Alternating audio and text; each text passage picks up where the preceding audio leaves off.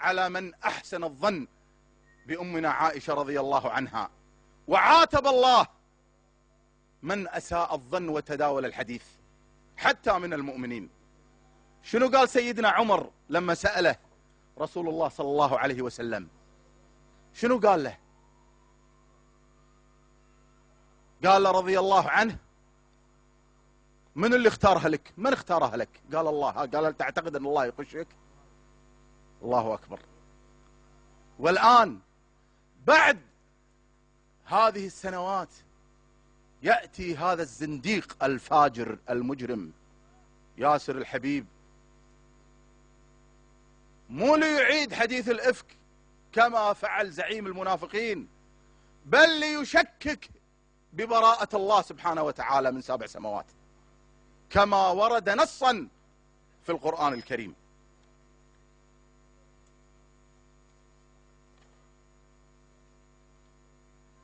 لذلك أنا بقول شغلة وخلنا نتكلم بوضوح في هذه القضية.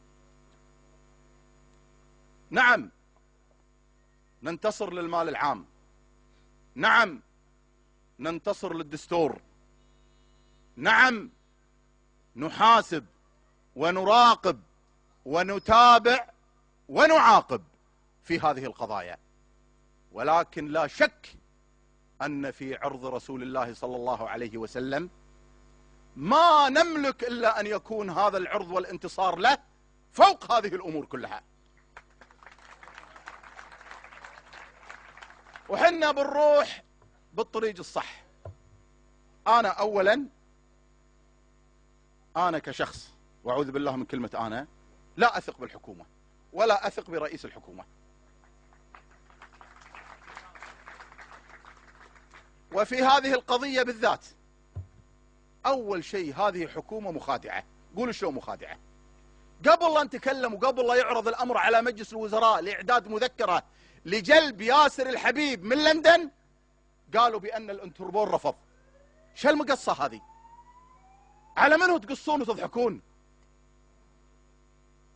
شو الضحك؟ ياسر الحبيب لما تعد مذكرة جلب، هذا رجل مجرم، هذا رجل مطلوب أمام العدالة. إذن الطلب يجب أن يكون متفق مع هذا الرأي عشان تستجيب السلطات في المملكة المتحدة. لا تضحكون علينا ولا تعتبرونها كلمة حق يراد بها باطل. لا، أتحدى الحكومة الآن إنها تنشر طلب اللي قدمته للانتربول. خلينا نطالع شنو مكتوب فيه عشان نعرف أن هذه الحكومة غير جادة. ومسؤول عن هذا الأمر وجدية الطلب وزير الداخلية ثم رئيس الحكومة، هم المسؤولين. احنا ما نبي باكر إذا حسبنا رئيس الحكومة يجون يصوتونا على الجلسة السرية. لا، ما في سرية، في أمام الله ثم أمام الشعب وأمام الناس، انتصارا لعرض رسول الله صلى الله عليه وسلم. واللي يوافق على السرية أنا أقول لكم من الآن، من أي نائب من نواب الأمة الفضوه الفضوه وسجلوا عليه نائب جبان من الآن.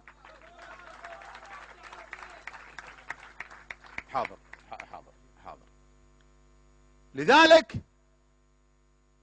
احنا نقول أن ياسر الحبيب لم يتجرأ أن يصل إلى مثل هذا الفعل بأن اعتدى هذا الاعتداء الصارخ على عرض رسول الله صلى الله عليه وسلم والتشنيع بأم المؤمنين. والله لو أي واحد فينا مو أم جارة تتعرض لكلمة، والله كلنا يا جيران ننتصر لها ونتألم وتدمى قلوبنا ويمكن ما ننام.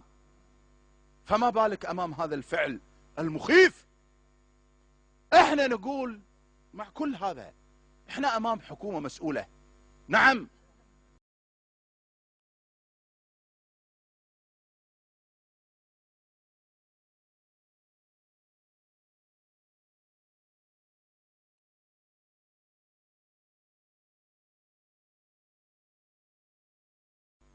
هل تبي تتركونه مرة ثانية عشان يعتدي ويسيء، ولا في إجراءات مطلوبة؟